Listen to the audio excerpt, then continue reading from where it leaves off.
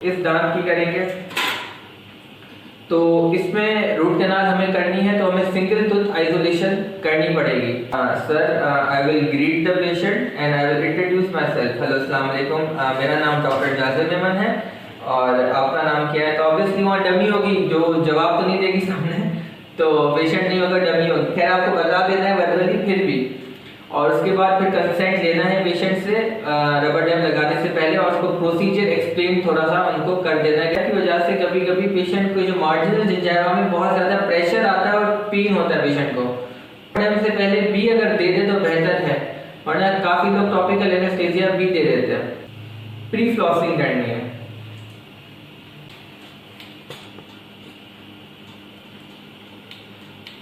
इसके 3 मकसद हैं। एक, अगर प्लाक होगा तो रिमूव हो जाएगा। नंबर 2, अगर रफ सरफेस होगा तो फिर हमें आइडिया हो जाएगा और इसको हम स्मूथ कर देंगे इंटरप्रॉक्सिमल डिस्क से या इंटरप्रॉक्सिमल एब्रेसिव स्ट्रिप से। और तीसरा के कॉन्टेक्ट्स खुल जाएंगे। अगर कॉन्टेक्ट्स बंद है तो कॉन्टेक्ट्स खुल जाएंगे, जिससे रबर डैम की इंसर्शन इजीली होगी। तो ये उसके बाद रबर डैम शीट सिलेक्ट करनी है। एडल्ट में मोस्टली 6x6 यूज की जाती है और बच्चों में 5x5।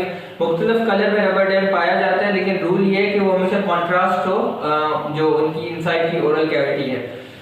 तो रबर डैम के 2 सरफेसेस होते हैं, एक डल सरफेस, एक ये थोड़ा शाइनी सरफेस। आपको लाइट की तरफ आप देखेंगे तो आपको थोड़ा और आइडिया हो जाएगा। डल सरफेस है वो हमेशा बाहर की तरफ होना चाहिए और शाइनी सरफेस हमेशा दांत की तरफ होना चाहिए, ताकि डल सरफेस इसलिए बाहर हो ताकि लाइट को रिफ्लेक्ट ना करे। सिलेक्शन डिपेंड करती है आप रबर डैम इंसर्शन की कौन सी टेक्निक इस्तेमाल करना चाह रहे हैं। एक टेक्निक होती है कि आप ने क्लैंप और डैम में पहले लगाकर और साथ आपने इंसर्ट किया, और एक टेक्निक होती है कि पहले क्लैंप लगाया फिर डैम लगाया, डैम ओवर क्लैंप कहते हैं। बटरफ्लाई क्लैंप के अलावा 2 होती हैं, एक विंग वाला, एक विंगलेस। ठीक है, ये फर्क है। ये इसके अंदर ये विंग्स है और जबकि विंगलेस में विंग्स नहीं होती। अगर हम क्लैंप पहले ही रबर डैम शीट में इंसर्ट कर रहे हैं तो फिर हमें विंग वाला यूज करना चाहिए। विंग होता ही इसलिए कि रबर डैम के होल में उसका सपोर्ट आ जाए, जबकि अगर हम क्लैंप पहले लगा रहे हैं तो विंग इस्तेमाल अगर करेंगे तो फिर रबर डैम को ज़्यादा स्ट्रेच करना पड़ेगा, तो टियर होने के चांस ज़्यादा हैं। तो लॉजिकली भी ये बात समझ में आती है कि अगर पहले क्लैंप लगा रहे हो तो फिर आप विंगलेस क्लैंप का इस्तेमाल करो। टाई कर देना है क्लैंप के अंदर, क्योंकि अगर क्लैंप अंदर स्लिप हो जाए और अंदर जाने लगे तो आप उससे उसको छीन। फ्लॉस टाई करने के मुख्तलिफ मेथड है। हम जो मेथड यूज करेंगे वो मेथड होगा कि अब जो ये होल है ना इस पे लगाएंगे, और फेशियल वाले होल में हमें लगाना चाहिए, लिंगुअल वाले में नहीं। अब ये क्लैंप फॉरसेप्स से आपको क्लैंप को होल्ड करना है। ठीक हो गया, आपने इसको स्ट्रेच किया और अब आपको प्लास्टिक इंस्ट्रूमेंट उठाना है और चेक करनी है इसकी स्टेबिलिटी। ठीक है, ये स्टेबल है, ये लूज नहीं है, बिल्कुल स्टेबल है। ठीक हो गया। अब उसके बाद आपको ये क्लैंप निकाल देना है। अगर आपको डैम पहले लगा रहे हो या फिर आप क्लैंप इसमें लगा रहे हो रबर डैम में, लेकिन हमने जो टेक्निक यूज की है वो है डैम ओवर क्लैंप। तो क्लैंप पहले लगा रहे हैं इसके अंदर, तो हमने क्लैंप इंसर्ट कर दिया है। ये बो जो है, ये जो ब्रिज है, ये हमेशा डिस्टल साइड पे होनी चाहिए, मीजियल साइड पे नहीं होनी चाहिए। और ये जो जॉस के जो कॉन्टैक्ट हैं, जो शार्प पॉइंट्स हैं, 2 इस तरफ 2 इस तरफ, तो ये दांत को टच करनी चाहिए। इसको कहते हैं 4 पॉइंट कॉन्टैक्ट। ये हमें ये इस मार्क को कर दो अपर राइट, तो इससे हमारा पता चल जाएगा कि अपर राइट ये है। वरना रबर डैम अगर इधर उधर रख देते हैं तो हम भूल जाते हैं कि कौन सा सरफेस हमने सिलेक्ट कैसे किया था और कौन सा अपर राइट कौन सा अपर लेफ्ट है। तो ये आप एज अ रेफरेंस पॉइंट आपने इधर लिख दिया UR अपर। तो आप पंच करने से पहले 3 तरीके, या तो आप टूथ को या मॉडल को आप लो as a reference point hole बनाने के लिए, या फिर कुछ टेम्पलेट्स आते हैं जो सीधा आप उस पर लगाओगे और हर दांत का उसमें बना हुआ होता है, या फिर प्री स्टैम्प आते हैं, स्टैम्प सीधा आप लगाते हो।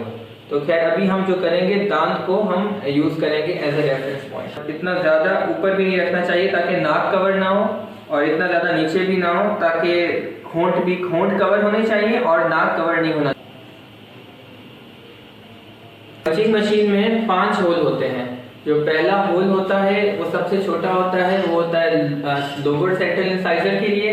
दूसरा नंबर जो होल होता है वो अपर सेंट्रल इंसाइजर के लिए। तो तीसरा नंबर होल होता है वो कैनाइन और प्रीमोलर्स के लिए, और जो चौथा नंबर होल होता है वो होता है मोलर्स के लिए। अब आप लोग सोच रहे होंगे ये 5वां नंबर होल ये किस लिए है? तो 5वां नंबर होल है वो क्लैंप मोलर्स के लिए।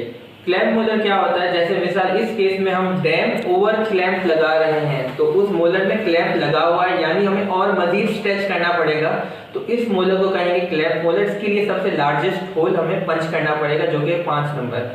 तो अभी हम कौन सा करेंगे? तो ऑब्वियसली हम 5 नंबर पंच करेंगे, क्योंकि ये क्लैंप मोलर है। और पहले आपको एक्सप्लोरर से इसमें अगर कोई रेमनेंट्स पड़े हों तो ऐसे आपको इसको साफ कर लेना है। इसको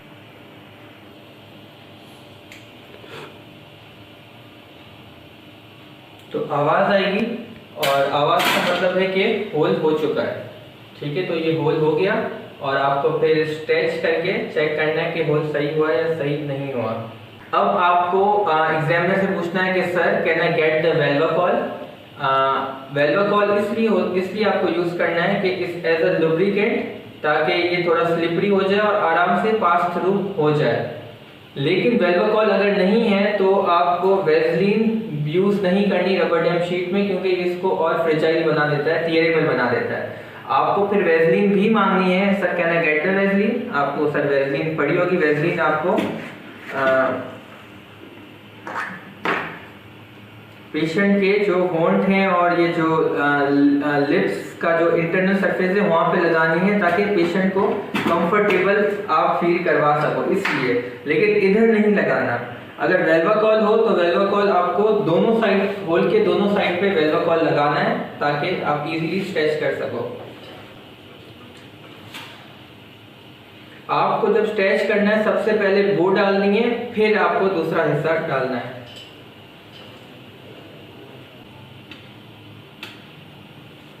के बाद आपको फिर एक वाला साइड लगाना है, फिर आपको दूसरा साइड लगाना है।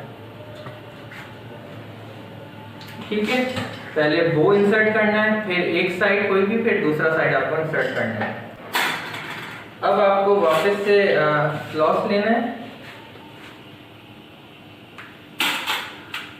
ठीक है, अब इसको आपको करनी है इंटरडेंटल इन्वर्जन। आपने ये ताकि पूरा इंटरडेंटली चला जाए, इसको इंटरडेंटल इन्वर्जन कहते हैं। अब आपने ऐसे किया तो आपको ऐसे ऊपर नहीं करना, क्योंकि आपने जैसे किया है तो वैसे वापस ऊपर आ जाएगा। तो ऐसे नीचे करके आपको ऐसे करके बाहर निकालना। अब फेशियल और लिंगुअल इन्वर्जन के लिए आपको अगर यहाँ कुछ रह गया है तो आपको फिर प्लास्टिक इंस्ट्रूमेंट यूज कर सकते हैं। क्लैंप लगा, अब फ्रेम आपको लगाना है। फ्रेम के जो होते हैं दो तरह के साइड, दो इस तरह होता है कि ये यू शेप्ड होता है, आर्क होती है। तो जो आर्क जो कर्व है वो हमेशा ऐसे होना चाहिए, क्योंकि चीक भी ऐसे है तो ये भी ऐसे होना चाहिए, ऐसे नहीं होना चाहिए। तो आपको इस तरह लगाना है। तो इस तरह आपको ये सारे होल लगा देने हैं, ताकि फुल स्ट्रेच पोजीशन में कोई रिंकल्स ना बने हो। ठीक है, अगर रिंकल्स हैं तो उसको निकाल के और उसको थोड़ा मजीद स्ट्रेच कर लें। मिसाल के तौर पर अगर यहाँ रिंकल्स हैं तो उसको निकाल के मजीद स्ट्रेच कर सकते हैं, इसको निकाल के मजीद स्ट्रेच कर सकते हैं। तो इस तरह ठीक हो गया, ताकि रिंकल फ्री हो जाए बटन। अब एक और अहम बात है कि ये ठीक है, यहाँ तक कवर कर रहा है ये, और थोड़ा सा अगर ये नाक के ऊपर ही चीज आ जाती, लाइक नोज तक आ जाती, तो हमें क्या करना चाहिए था? इसको सांस लेने में डिफिकल्टी होती तो इसको हम फोल्ड कर देते। अगर फोल्ड नहीं कर सकते तो दूसरा ऑप्शन हमारे पास है कि इसको हम सीजर से उस पोर्शन को, एक्स्ट्रा जो पोर्शन है उसको हम काट देंगे, ताकि आप नाक से नीचे तक रबर डैम में आपको दो सेक्शन प्रेफरेबल होती हैं। एक होती है हैंडपीस के पानी के लिए, दूसरा सिलाइवा के लिए। तो जो हैंडपीस के पानी के लिए आपको एक रबर डैम पॉकेट बना सकते हैं आप। मिसाल आप इस तरफ काम कर रहे हो तो आपने इसको ध्यान से खींचा, पॉकेट बना दिया, और जो भी अब हैंड पीस का पानी जमा होगा वो इस पॉकेट के अंदर होगा और आप सक्शन को इस पॉकेट में रख सकते हैं, तो वो खुद ही उसको जज़ब कर देगा। तो ये पॉकेट का ये फंक्शन है। और एक रबर डैम सक्शन आपको यहाँ रखनी है। दूसरा आपको उधर लिंगुअल सरफेस पे नीचे आपको होल करके और इसके अंदर आप सक्शन लगा सकते हैं ताकि जो सलाइवा है वो निसक भी होती जाए, ताकि ये आपकी रबर डैम शीट गीली ना हो जाए। एक अमेरिकन एंडोडोंटिस्ट की कोट है कि अगर मेरे पास रबर डैम नहीं होता तो I prefer referring that patient to oromaxillofacial surgeon for extraction. तो इसका मतलब ये नहीं है कि अगर रबर डैम नहीं है तो आप एक्सट्रैक्शन की तरफ भेज दो। इसका मतलब ये है कि रबर डैम लगाओ, एम्फेसिस करना है कि रबर डैम लगाना है किसी भी हालत में। तो इसकी इतनी इंपॉर्टेंस है जो कि आजकल के बहुत टू बी ग्रांटेड लिया गया है इस चीज़ को। आपको एग्जामिनर से हमेशा ग्लव्स और मास्क लेने हैं और आपको पहनने हैं, क्योंकि ये पेशेंट का प्रोटोकॉल आपको फॉलो टॉक्स एग्जामिनेशन में भी करना है। अभी रीज़न मैंने मास्क नहीं पहना तो कि ताकि मेरी आवाज़ आप लोगों तक और क्लियर हो सके, और इस वजह से